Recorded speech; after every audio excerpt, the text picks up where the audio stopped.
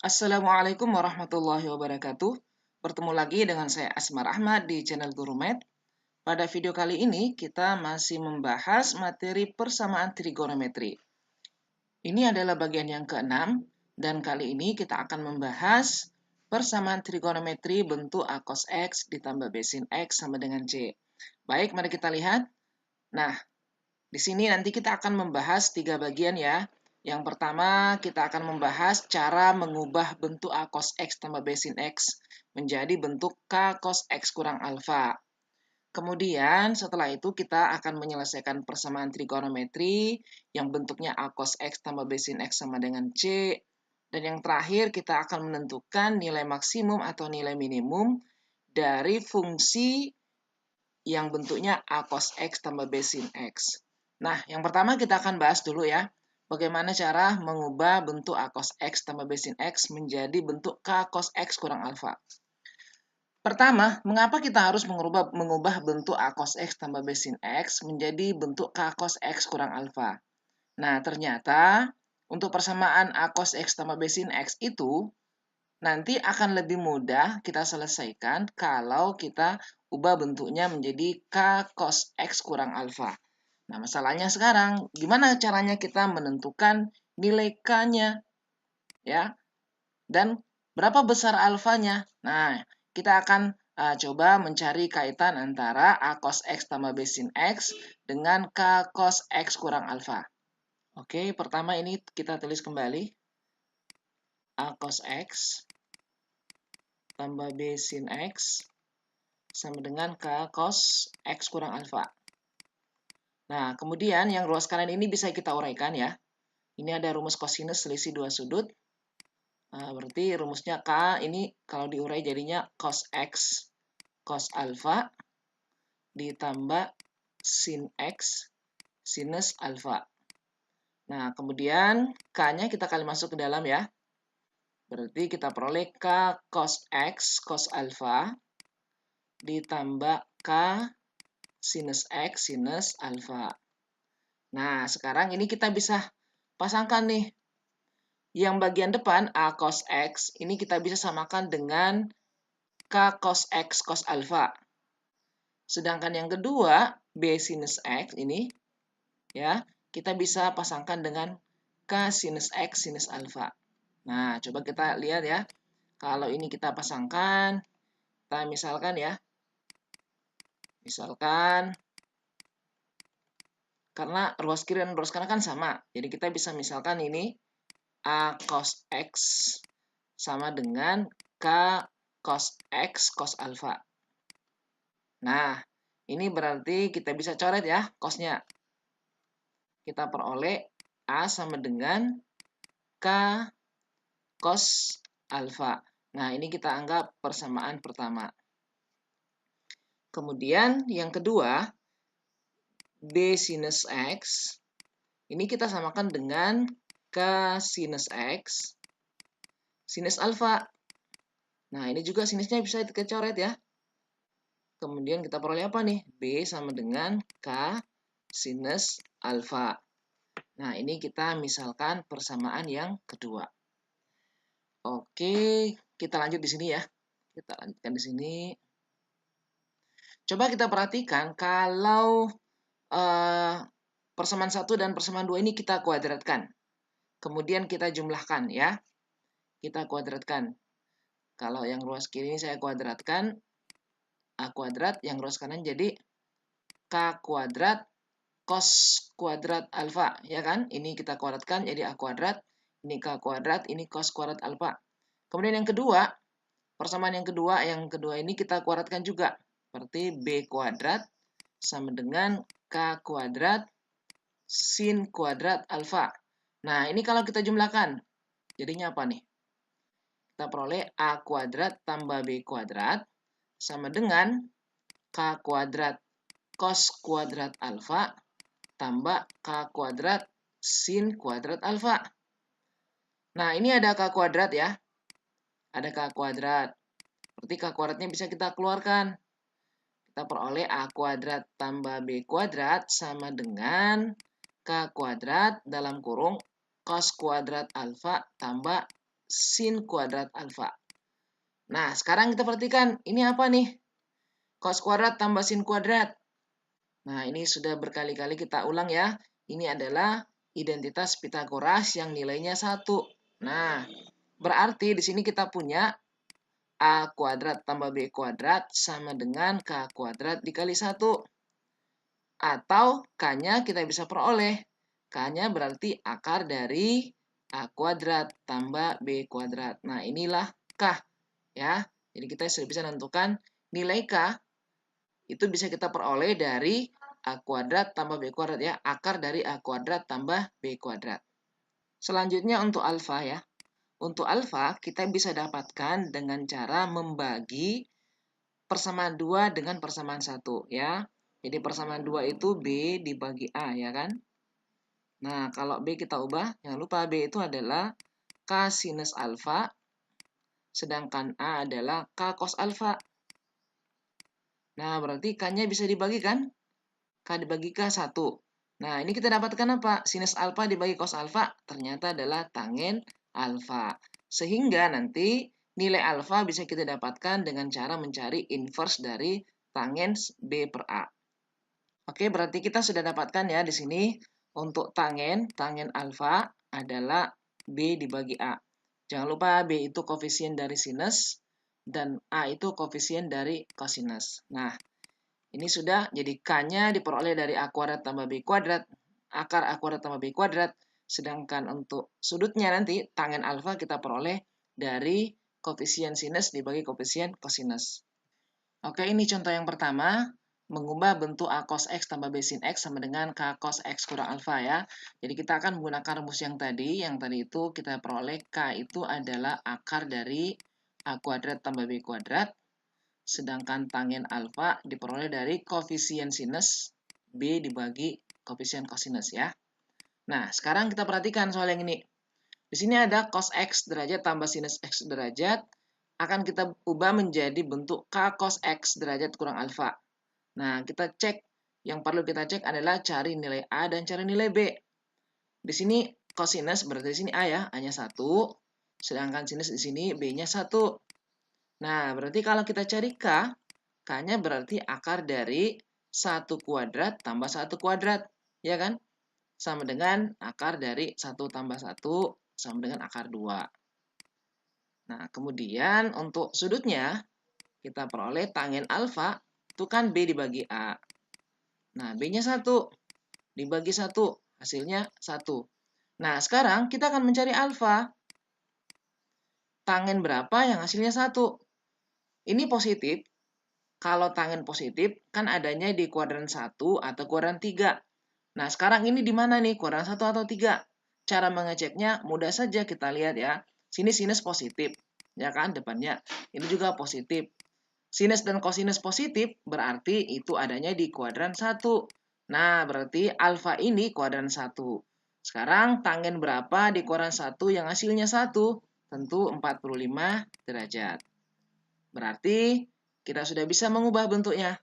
Sehingga kita peroleh apa nih? Cos X ditambah sinus X derajat sama dengan K-nya kita ganti. K-nya akar 2, kosinus X derajat dikurang alfa, alfanya 45 derajat. Nah, inilah jawaban untuk contoh yang pertama. Jadi, sangat mudah ya. Kalau kita sudah ketahui K dari mana asalnya dan tangens juga, kita mudah menentukan perubahan bentuk cos tambah sin ini menjadi K cos X kurang alfa. Oke, contoh yang kedua. Masih sama, kita akan menyatakan bentuk negatif akar 3 cos X derajat ditambah sinus X derajat dalam bentuk K cos X kurang alfa. Pertama, seperti yang tadi kita cari dulu nilai A. Nilai A itu koefisien dari kosinus, ini dia ya, negatif akar 3. Kemudian B-nya adalah koefisien dari sinus, di sini adalah 1. Nah, sekarang pertama kita cari nilai K. K itu adalah akar dari A kuadrat tambah B kuadrat ya. Berarti akar dari negatif akar 3 kuadrat ditambah 1 kuadrat ya, ini diakarkan. Kemudian ini kita peroleh 3 ya. Ditambah 1. Berarti akarnya 4 berarti 2.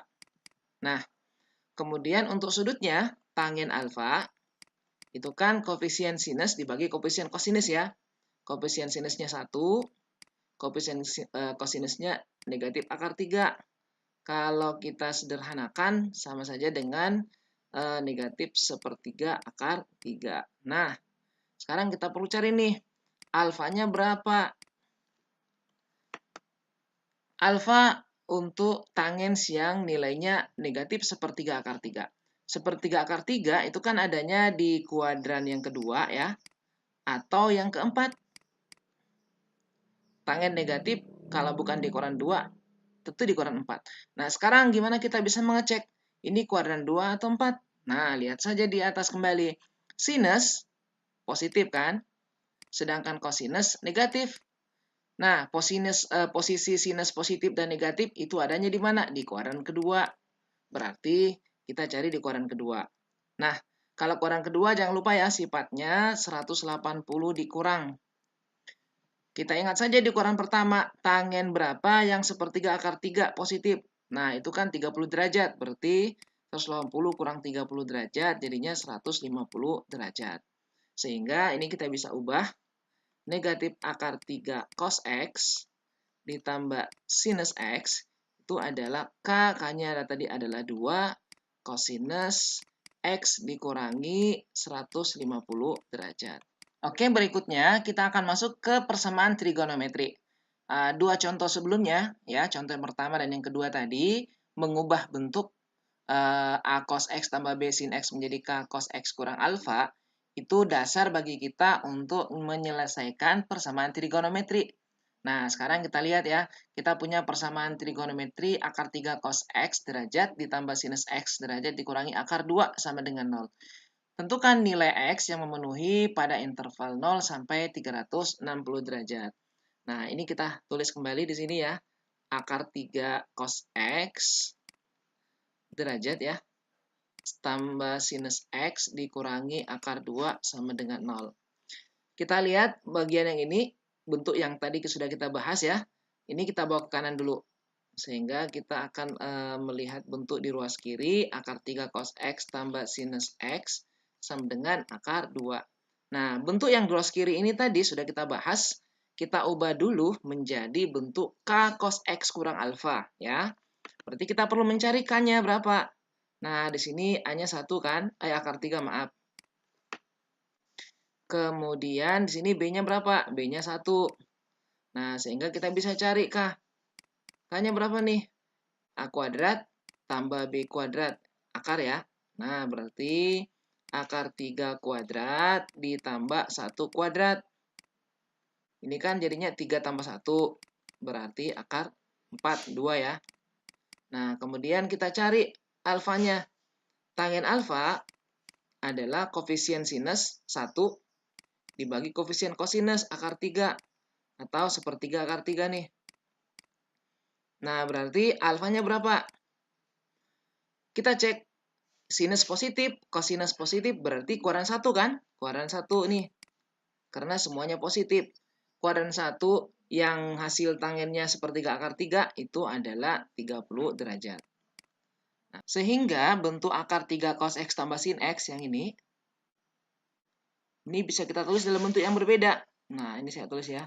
Akar 3 cos X tambah sinus X sama dengan akar 2. Ini bisa kita ganti menjadi K cos, K-nya ada 2 ya. 2 cos X dikurangi 30 derajat sama dengan akar 2. Nah, ini kita sudah bahas pada contoh pertama dan kedua. Nanti kita akan menyelesaikan persamaan ini. Lebih simpel ya, lebih mudah daripada bentuk sebelumnya. Nah, ini kita bagi dulu. Sekarang kita akan selesaikan 2 kosinus X kurang 30 derajat sama dengan akar 2. Nah, ini kita bagi 2 semuanya. Kita peroleh kosinus X kurang 30 derajat sama dengan 1/2 akar 2. Nah, ini kembali ke bentuk persamaan trigonometri lanjut, ya kan? Ini tinggal kita ubah. Kosinus berapa yang hasilnya 1/2 akar 2? Maka di sini kita bisa ubah menjadi X kurang 30 derajat sama dengan kosinus 45 derajat. Nah, kita sudah bisa cari nilai kosinus ya. Yang pertama pengecekannya X kurang 30 derajat sama dengan 45 tambah K kali 360. Oke, jangan lupa ya ini. Kemudian ini kita bawa ke kanan. X-nya sama dengan 75 tambah K dikali 360. Kalau rentangnya cuma dari 0 sampai 360, nampaknya kita cuma dapat satu jawaban ya. Kalau K-nya 0, maka X-nya 75 derajat. Kalau K-nya 1 sudah lewat. Nah, berarti di sini kita dapat 75 derajat saja. Kemudian yang kedua, untuk kosinus, X kurang 30 derajat sama dengan negatif 45 derajat tambah K kali 360. Ini kita bawa ke kanan lagi, berarti X sama dengan min 15 derajat tambah K kali 360. Kalau K-nya 0, hasilnya negatif, berarti K-nya harus 1 ya. Kalau K-nya 1, kita peroleh X-nya. Ini 1, 360 kurang 15, 345 derajat. Berarti himpunan penyelesaiannya ada 2 ya, yaitu 75 derajat dan 345 derajat. Oke, selanjutnya contoh yang kedua. Kita akan menyelesaikan persamaan akar 6 sinus X ditambah akar 2 kosinus X sama dengan 2. Intervalnya dari 0 sampai 360 derajat. Nah, ini kita cek ya. Bentuk yang ini selalu kita ubah menjadi bentuk K cos X kurang alfa. Nah, perhatikan koefisiennya. Di sini untuk sinus akar 6 dan untuk kosinus akar 2. Pertama kita cari dulu nilai K. Nilai K kita peroleh dari akar dari koefisien sinus dan kosinus dikuadratkan. Akar 6 kuadrat ditambah akar 2 kuadrat. 6 ya. Sama dengan ini akar dari berapa nih? 6 ya, ditambah 2 sama dengan akar 8 berarti. Nah, 2 akar 2 kalau kita sederhanakan. Nah, sekarang kita akan mencari alfa. Jangan lupa tangen alfa. Nah, ini supaya tidak tertukar, ingat saja rumus tangen itu sinus dibagi cos. Jadi cari koefisien sinus dulu, yaitu akar 6, kemudian dibagi koefisien cos, yaitu akar 2. Nah, sekarang akar 6 bagi akar 2, hasilnya akar 3. Terus kita cari alfa. Ini perhatikan sinus positif, kosinus positif. Keduanya positif berarti di kuadran 1. Nah, tangen yang hasilnya akar 3 di kuadran 1 itu 60 derajat. Nah, jadi bentuk ini ya, akar 6 sinus X tambah akar 2 cos X, ini sudah bisa kita ubah bentuknya. Ya, menjadi K cos X kurang alfa, K-nya 2 akar 2, kosinus X dikurang alfa, alfanya 60 derajat, sama dengan di ruas kanan 2. Nah, ini kita bagi dengan 2 akar 2 semua ya, kita dapatkan X cos X kurang 60 derajat, sama dengan 2 dibagi 2 akar 2. Nah, ini berarti berapa nih? 1/4 akar 2 atau 1/2 akar 2. Nah, 1/2 akar 2 itu kita ubah jadi kosinus ya. X kurang 60 derajat sama dengan kosinus 45 derajat. Nah, ini terbagi 2, jangan lupa, ingat ya. Yang pertama, X kurang 60 sama dengan 45 derajat. Ditambah K kali 360. Nah, karena yang dicari cuma kuadran dari 0 sampai 360, ini kita bawa ke kanan, berarti K-nya mesti 0 ya, tidak mungkin 1, karena kalau 1 lewat nih berarti. Berarti X-nya sama dengan 45 tambah 60 derajat. Sini kita dapat 105 derajat. Ini yang pertama. Kemudian yang kedua, X kurang 60 derajat sama dengan untuk kosinus. Kalau sini 45, sini min 45. Tambah K kali 360. Nah, ini kita bawa ke kanan, jadinya X sama dengan positif ya. 60 kurang 45 berarti 15 derajat. Ditambah K dikali 360. Kalau K-nya 1 kan lewat, berarti K-nya mesti 0 nih. Kalau K-nya 0, berarti kita dapat 15 derajat. Nah, berarti jawabannya ada 2, yaitu 15 derajat dan 105 derajat. Nah, pilihannya adalah A. Berikutnya contoh yang ketiga untuk persamaan trigonometri. Ini masih soal pilihan ganda. Kita lihat di sini ada sinus X dikurang akar 3 kosinus X dikurang akar 3 sama dengan 0. Nah, bentuk yang ini kita akan ubah menjadi K cos X kurang alfa. Ya, negatif akar 3 ini kita bawa ke ruas kanan, sehingga nanti di sini menjadi positif akar 3. Oke, kita cari dulu ya K-nya, nilai K. Jangan lupa di sini koefisiennya 1 ya. Akar dari 1 kuadrat. Kemudian ini negatif akar 3 kuadrat. Nah, ini kita jumlahkan. 1 ditambah 3 ya. Berarti akar 4, 2. Kemudian untuk sudutnya tangen alfa. Tangen, jangan lupa koefisien sinus dibagi cos ya. Sinus per cos. Sinusnya 1, kemudian kosinus negatif akar 3. Ini kalau kita sederhanakan sama saja sepertiga akar 3 ya. Negatif sepertiga akar 3. Nah, kemudian kita akan mencari alfa. Nah, kuadran berapa nih alfa? Nah, untuk mengecek kuadrannya, kita lihat kembali sinus di sini positif, kosinus negatif. Posisi di mana sinus positif dan kosinus negatif itu adanya di kuadran kedua. Berarti kita cari kuadran kedua. Kuadran kedua polanya 180 kurang ya. Cari saja di kuadran pertama yang positif sepertiga akar 3. Tangen hasilnya sepertiga akar 3 di kuadran pertama itu 30 derajat. Berarti 180 kurang 30. Jadinya 150 derajat.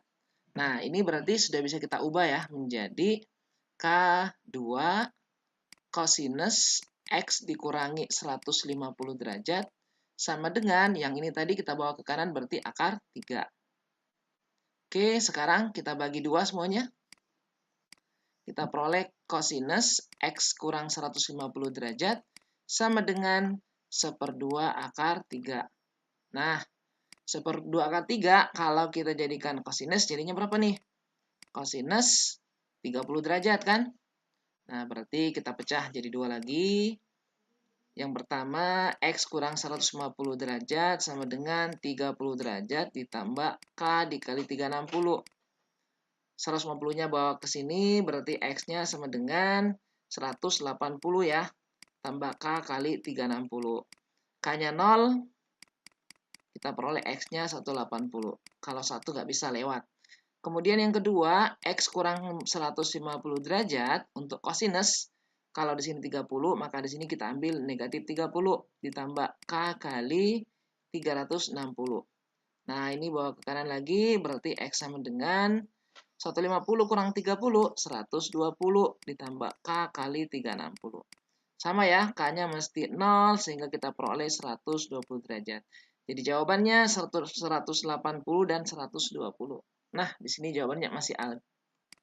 Ini contoh ya. Jadi ada 3 contoh untuk persamaan trigonometri. Berikutnya kita akan membahas contoh mencari nilai maksimum dan minimum dari fungsi yang bentuknya A cos X tambah B sin X. Oke, sekarang kita akan membahas bagian yang ketiga, yaitu menentukan nilai maksimum atau minimum dari bentuk fungsi Y sama dengan A cos X tambah B sinus X. Nah, di sini ada beberapa contoh soal yang akan kita bahas.